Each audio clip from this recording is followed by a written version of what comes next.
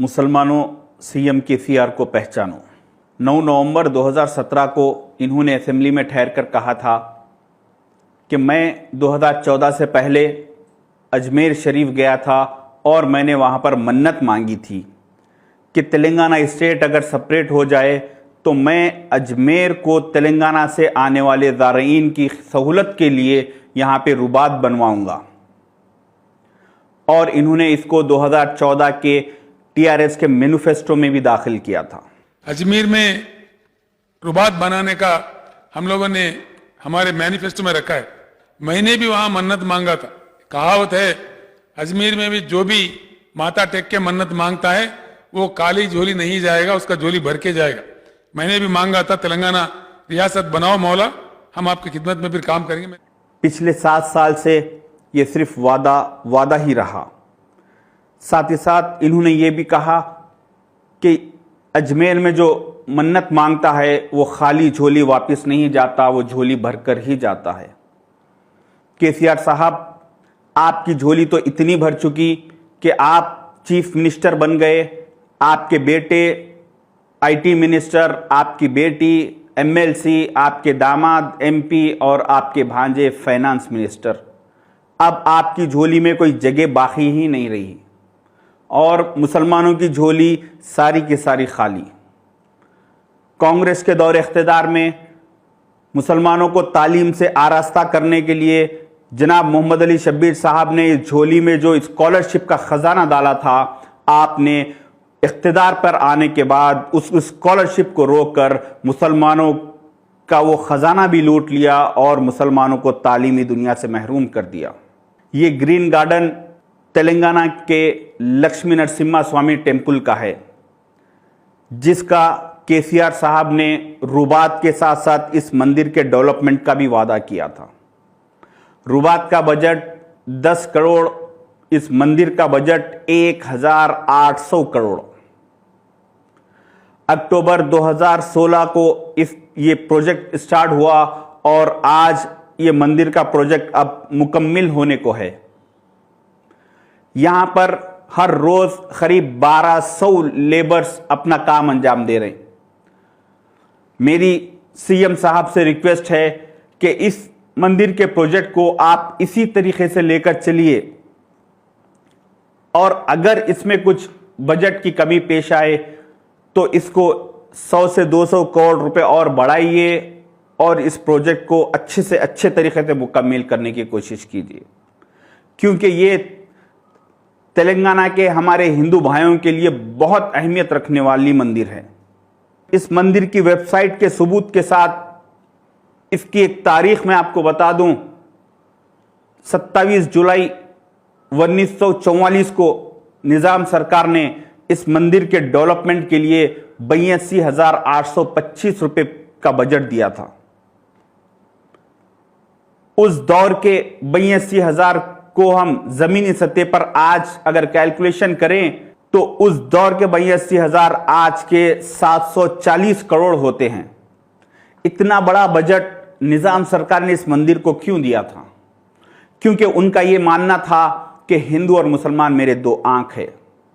केसीआर साहब, आपने भी कहा था कि हिंदू और मुसलमान मेरे 2 आंख हैं, मगर आपकी एक आंख तो काम कर रही और एक आंख काम नहीं कर रही। पिछले कुछ दिनों से आपके सारे के सारे एक्टिविटीज एक आंख वाले ऑर्गेनाइजेशन की तरह होते जा रही। एक आंख वाले ऑर्गेनाइजेशन की तरह आप मुसलमानों को नजरअंदाज करना शुरू कर चुके पिछले कुछ सालों से। मैं आपको एक मिसाल दूं, एक एम्बेसडर कार है और एक उसका एक ड्राइवर है और उसकी राइट आई तो काम कर रही और लेफ्ट आई काम नहीं कर रही, तो मुमकिन है ऐसे ड्राइवर की गाड़ी को बहुत जल्द एक्सीडेंट होगा, उस गाड़ी का भी नुकसान होगा और उस ड्राइवर का भी नुकसान होगा। इनके नुकसान से ज्यादा उस लेफ्ट साइड पे जो ड्राइवर की लेफ्ट आई काम नहीं कर रही, उस लेफ्ट साइड पे ठहरे हुई आवाम का, उस लेफ्ट साइड पे ठहरे हुए लोगों का नुकसान होगा, क्योंकि ये गाड़ी को लेफ्ट साइड के लोग दिखेंगे नहीं और उनके वो सीनों पे से वो गाड़ी उनके सीनों को कुचलते हुए चली जाएगी।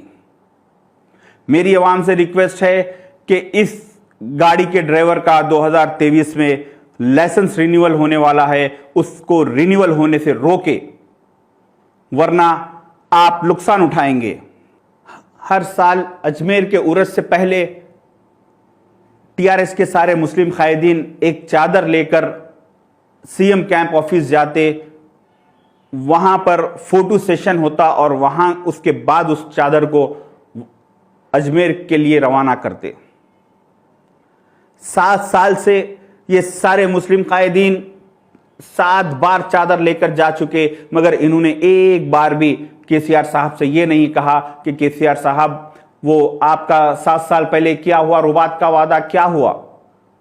हद तो ये है कि शाहिद के इनकी उस चादर अजमेर को भेजने से सवाब की नीयत हो या ना हो, मगर इनकी एक नीयत तो जरूर है कि इस चादर भी ये लेकर जाते कैंप ऑफिस को तो सीएम साहब के पसंदीदा कलर, उनके पार्टी के कण्वे के कलर की लेकर जाते, ताकि सीएम साहब खुश हो जाए।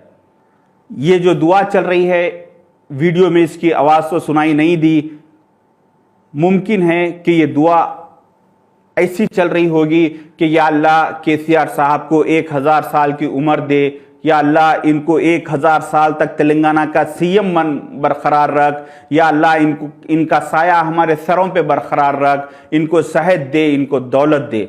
जबकि दुआ यहाँ पे ये होना चाहिए था कि या अल्लाह ये सारे के सारे टीआरएस के मुस्लिम कायदीन को इनके सामने अपनी जबान खोलने की हिम्मत अता फरमा, इनके सीएम साहब के सामने ये सारे मुसलमान कायदीन को मुंह खोलने की जुर्रत अता फरमा, मुस्लिम मसाइल को इनके पास लेकर आके उसको हल कराने की इनको हिम्मत अता फरमा।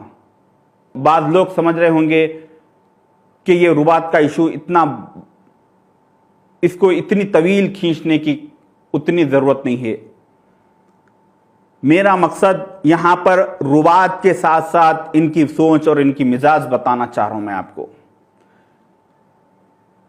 रुबात के इशू से बड़ा इशू इनकी मिजाज हो चुकी है आजकल, इनकी सोच हो चुकी कि मुसलमानों की, इनकी नजर में मुसलमान की कितनी औकात है, कितनी हैसियत है। आप इन सारे बातों से अंदाजा कीजिए। ये मेरा पार्ट 3 है, इंशाल्लाह बहुत जल्द पार्ट 4 और पार्ट 5 में इनके बहुत अहम खुलासे करूंगा। अल्लाह हाफिज।